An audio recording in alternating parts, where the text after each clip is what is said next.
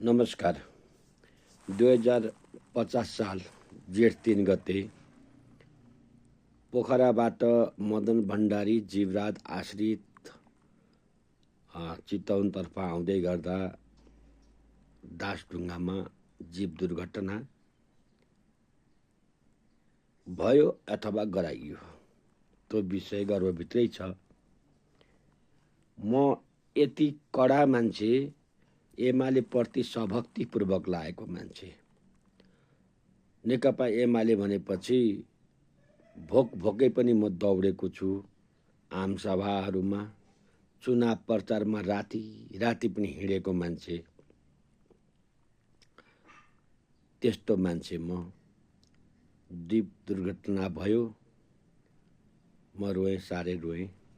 अनि त्यसपछि मैले 13औं दिनको दिन श्रद्धाञ्जली सभामा मैले वाचन गर्न पाउँछु भन्ने हिसाबले एउटा कविता पनि लेखेँ।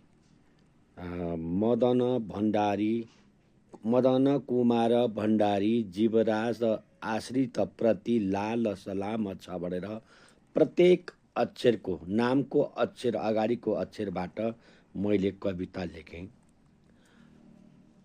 तर मैले वाचन गर्न पाइनँ। मदन भण्डारी की श्रीमती राष्ट्रपति बनिन्, प्रधानमन्त्री केपी ओली बने, माधव कुमार नेपाल बने, झलनाथ खनाल बने, मनमोहन अधिकारी बने र उहाँहरू बन्दाखेरि पनि मैले प्रधानमन्त्री कार्यालयमा त्यो कविता पठाएँ, राष्ट्रपति कार्यालयमा पनि पठाएँ। त्यो कवितामा धन्यवाद तपाईँलाई भनेर सम्म पनि आएन। मान्छे कति कुर्र हुँदो रहेछन्। अनि त्यसपछि वितृष्णा जाग्यो र अहिले म पार्टीभन्दा बाहिर एक्लै बसेको छु। मलाई त्यसमा कुनै किसिमको पार्टीप्रतिको मोह र माया भएन। त्यो कविता यस्तो थियो, मको अक्षरबाट मदनको, अनि दको अनि नको यसरी आउँदैछ। महान चिन्तक थियौ साम्यवादका, श्रद्धेय नेता तिमी, दर्शन तिम्रो बहुदलीय जनवाद, लागि परेका हामी। नतमस्तक भई तिम्रै विचारमा, चढ्ने छौँ तो खुड्किला, कुभलो कहिल्यै चिताएनौ, गरिबको तारा थियौ चम्किला। मानक व्यक्तित्व थियौ राष्ट्रका, आशा किरणका तिमी, साम्य आशा किरणका तिमी, रमणीय साम्यवादको फुलबारीमा हुर्की बढेका तिमी। भन्छन् छैनौ हामी बिच पनि, आउँछ झझल्को सदा, डाँडा काँडा हिमाल तराईमा, फुलाउने छौँ सर्वदा।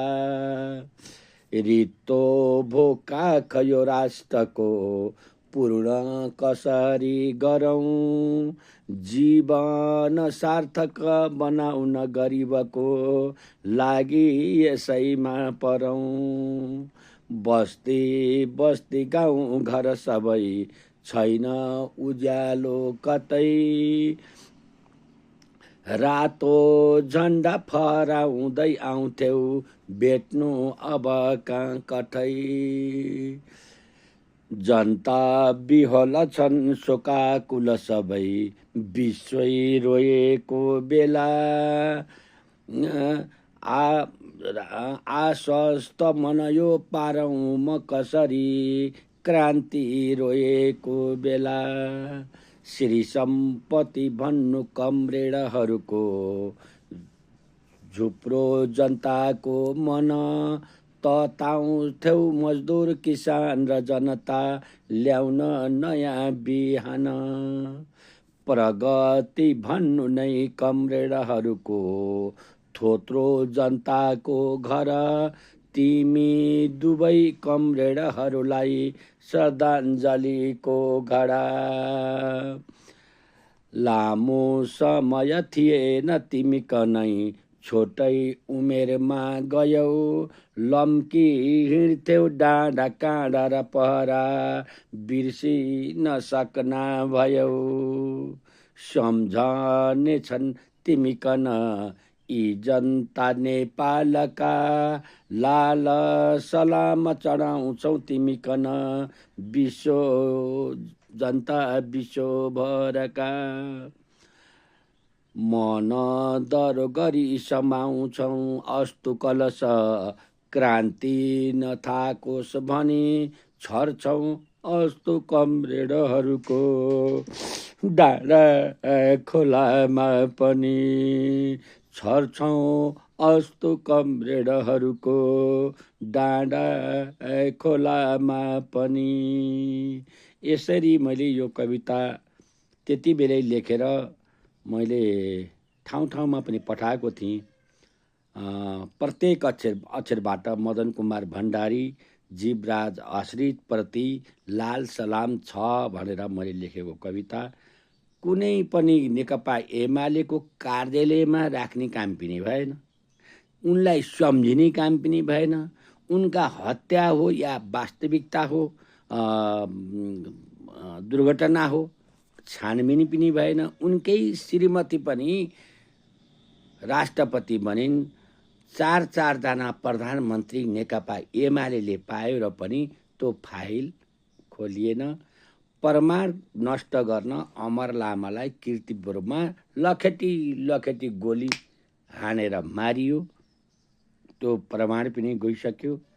उसलाई मार्नुपर्ने मान्छे, मारेका मान्छे जो छन् जिउँदा छन् तिनी त थाहा छ नि, त्यो पनि भन्दैन। भनेपछि यहाँ चाहिँ नि रहस्य छ भनेर मैले चाहिँ नि यो पार्टी परित्याग गरेको हो र मैले चाहिँ चुप लाएर बसेको परित्यागै भनेर परित्याग त गरेको छैन, चुप लाएर बसेको र यिनको पछि लाग्नु छैन। अब जनताले पनि यिनीहरूलाई चाहिँ नि परित्याग गरिसकेका छन्। यस्तै दम्भका कारण यो बिग्रेको छ। हस्, धन्यवाद।